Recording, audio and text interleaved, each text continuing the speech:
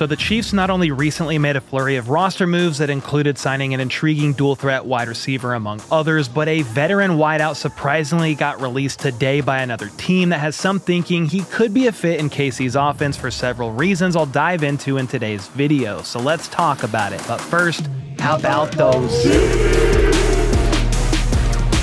Alright, there is a lot to talk about today. First up, the Chiefs officially signed Josh Simmons to his rookie deal earlier this week, which we already knew about. I talked about it in a previous video. It's a $14.6 million contract, fully guaranteed. That's peanuts for what could become a staple tackle for years to come. But then it was announced that the Chiefs signed 5th-round linebacker Jeffrey Bassa and 7th-round running back Brashard Smith to their contracts.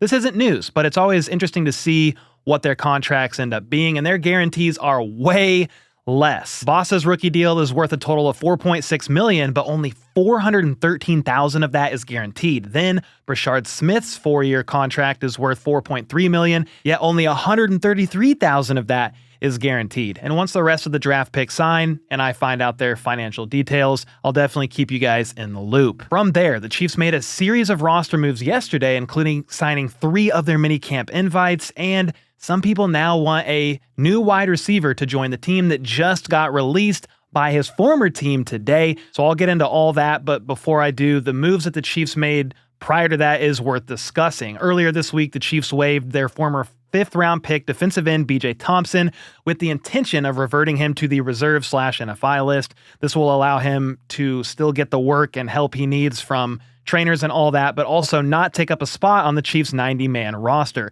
Andy Reid said BJ's making strides in his progress after suffering that seizure and going into cardiac arrest last summer, but he's not quite where he needs to be in his rehabilitation, so they waived him, and he did indeed clear waivers yesterday, being officially placed on the reserve/NFI list.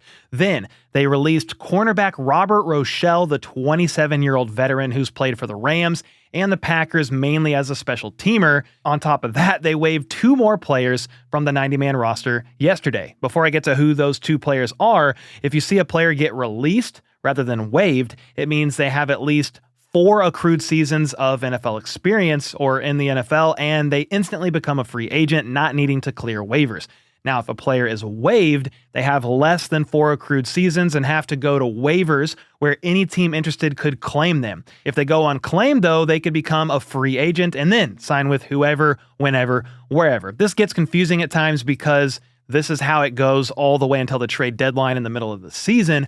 But after that, both vets and players with less than 4 accrued seasons have to go to the waiver wire. Okay, with all that being said, after releasing veteran cornerback Robert Rochelle, KC then waived UDFA safety Will Brooks and UDFA wide receiver Justin Lockhart with an injury designation. My assumption is he got banged up in some capacity at Chiefs rookie minicamp. And per Aaron Wilson, around 4 p.m. Central on May 7th, Lockhart did clear waivers, so he reverted to injured reserve from waived/injured, and he could potentially reach an injury settlement with the team. We will just see what ends up happening here soon. From there, they signed 3 players that had minicamp invites, with the first being wide receiver Jimmy Holiday. The 6-foot, 205-pound wideout ran a 4.440 and finished out his 2024 season with Louisiana Tech, catching 39 passes for 476 yards and 2 touchdowns. He predominantly lined up on the outside 88% of the time, with 176 of his 476 yards coming after the catch.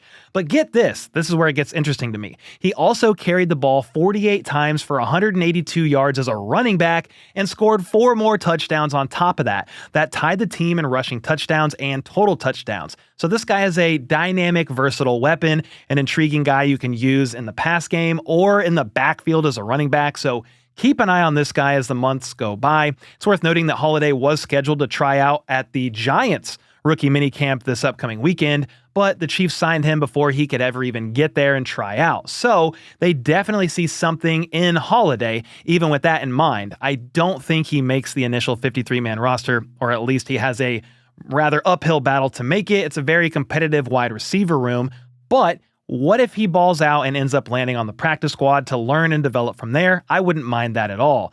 That's kind of what I think about the second player KC signed after a successful minicamp tryout in linebacker Cooper McDonald out of TCU. He's coming off of a 2024 season where he played in 9 games, making 5 starts. He did get injured and missed a month, but he still had a pretty decent year, all things considered. He was among the top defenders with 4 tackles for loss and tied for second with 3 sacks. On top of that, the 6'2", 235-pounder, so a bit light, but he recorded 25 stops, and in his 2 years prior to joining TCU, he played at San Diego State and racked up 84 tackles, 9 for a loss, and 3.5 sacks. Now, while he's listed as a linebacker, he's really a defensive end or an outside linebacker, so he's a pass rusher, and you can never have too many of those guys around. It's a very tough room to crack, let's be honest here. George Karlaftis, Charles Omenihu, Mike Dana, Felix Anudike-Uzama, and Ashton Gelati, their recent draft pick as well. So good luck with that, but this is part of the offseason fun, keeping tabs on some of these guys, as you never really know what could happen. Now, the third player Casey signed yesterday after a successful minicamp tryout was safety Major Williams. Williams is 5'11", 198 pounds, and ran a 4.440 at his pro day. In fact, the only knock on him from an athletic testing standpoint is he's a bit undersized. Outside of that, his relative athletic score was a fantastic 9.58, so he's definitely very athletic, playing for the D2 Carson Newman Eagles, and was third on the team in tackles in 2024 with 53. 7.5 of those were behind the line of scrimmage. He also had 1.5 sacks with an interception and 6 pass breakups. So he could be a potential dark horse to make a push for the bottom of the safety room, mainly because of this aspect, in my opinion. He's got punt return experience and averaged an insane 32.8 yards per return during the 2022 season. After that, team started kicking away from him, and rightly so, but he has returned punts all 3 years of his career with the Carson Newman Eagles. Does he have an uphill battle like the rest of these guys to make the roster? Absolutely. But if you're looking for something he could bring to the table outside of a typical safety that might just play special teams in other ways, he could be looked at by Tobe as a potential punt return option. With that being said, I would think Nico Remigio is still that guy this year, the team's punt and kick returner, and is the team's wide receiver 6 after Rashee Rice, Xavier Worthy, Hollywood Brown, Jalen Royals, and Juju Smith-Schuster. If Casey opts for 7 wide receivers on the initial 53, that's where you could probably expect to see Sky Moore, though he's far from safe to make the roster, similar to how I felt about Kadarius Toney last year. He was cut from the 90-man roster, not making the initial 53, and we could see the same path for Sky Moore as well, though I'm sure they're going to give him plenty of chances during camp and preseason as the months go by. He's got a $2 million cap hit this year, the last of his 4-year rookie deal, but only $467,000 of that is dead money. So KC could very easily move on from him with minimal financial repercussions. Outside of Sky, watch out for the newly signed undrafted free agent and Elijah Badger. He's built similar to Jalen Royals, 6'1", 200 pounds, very athletic, and even though he only had 39 catches last year, playing primarily on the outside, he had 0 drops and racked up 806 receiving yards and 4 touchdowns, which was over 20 yards on average per reception.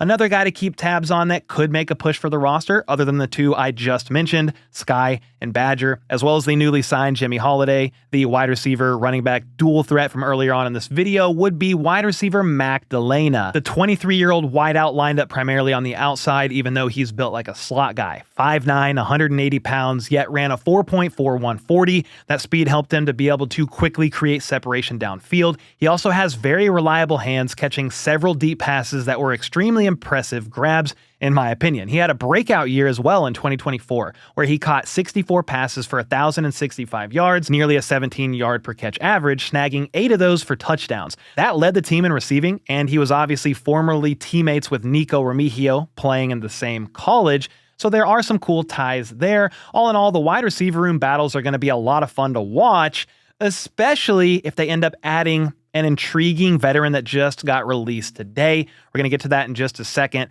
But Steelers wide receiver George Pickens was surprisingly traded to the Cowboys for a 3rd-round pick and a late-round pick swap, and it's worth talking about for a second here. It was a little surprising to see this happen after the draft, to me at least, but I think Pittsburgh was just done with the guy. They didn't want to deal with him for another year, and since he was on the last year of his rookie deal, instead of letting him walk for basically nothing in free agency next year, I mean, you could get a comp pick for him, potentially, but they got a guaranteed 3rd-round pick for him by trading him.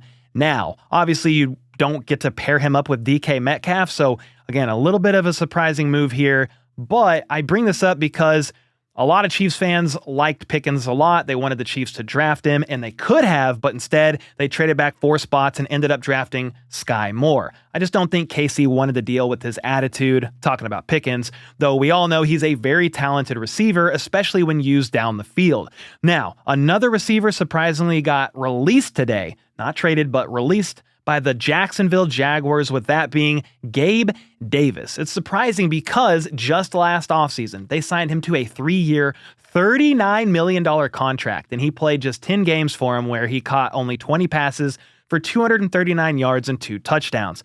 Now, he did end the season injured, which I'll talk about in a moment, but this is surprising because he still had 2 years and $25.5 million left on his contract, including $11 million guaranteed this season. That $11 million would be offset by whatever team ends up signing him and paying him, but it does mean that some team could sign him for very cheap, with some eyeballing him as a potential landing spot for the Kansas City Chiefs, especially if it was for close to a veteran minimum deal. The reasoning behind that is because Gabe Davis is still only 26 years old, and outside of last year, was a pretty productive guy with the Buffalo Bills all 4 years of his rookie deal. Plus, Justin Watson is now gone and with the Texans, and you need somebody on the outside to run around and do some sprints up the field, a sacrificial X wide receiver, per the words of Matt Lane of KCSN. MVS and Jay Watt were the most recent guys to have this role, running around more than basically anybody else and getting a target here or there. But my reservation with that idea is,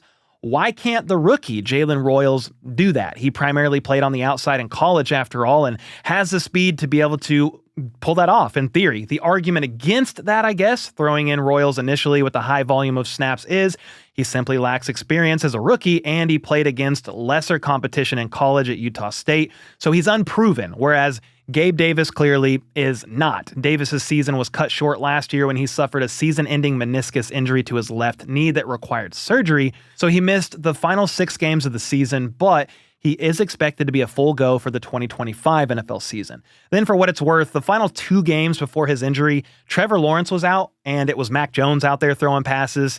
The Jags were kind of a dumpster fire last year, so I think that affected Gabe Davis's production to some extent, but he didn't have a great season himself either. The fact that he's so young, though, and has shown pretty decent production outside of last year means he will most likely end up signing somewhere. The question is, where? He would probably love to sign with a contender, so of course the Chiefs are a possibility. I'm just not 100% sold on the idea myself. On one hand, a solid vet in the room that plays a position of need, outside receiver for the Chiefs, is intriguing because he will most likely be pretty cheap. On the other hand, if they believe Royals could play that role instead, I would hate to see Gabe Davis take snaps away from him as a rookie, even if he might struggle early on. There's also the X factor in this whole equation, and that is injuries. We saw 2 of the Chiefs' main receivers injured last year: Hollywood Brown, first snap of preseason, and Rashee Rice, week 3 or week 4, when Mahomes friendly fired himself directly into his knee after that interception in the Chargers game. So that's why you could definitely argue for Gabe Davis. Injuries hit the room. The higher the floor of the depth in that room, the better. But hey, a Gabe Davis addition or no, moves are going to continue happening as the Chiefs continue finessing and tweaking their 90-man roster, and you never know what veteran could be added, especially as injuries hit the room during training camp and all that. So we've just got to keep our eyes peeled and see what happens. But hey, let me know your thoughts on all this in the comments down below. And until next time, let's go. Let's freaking go. How about those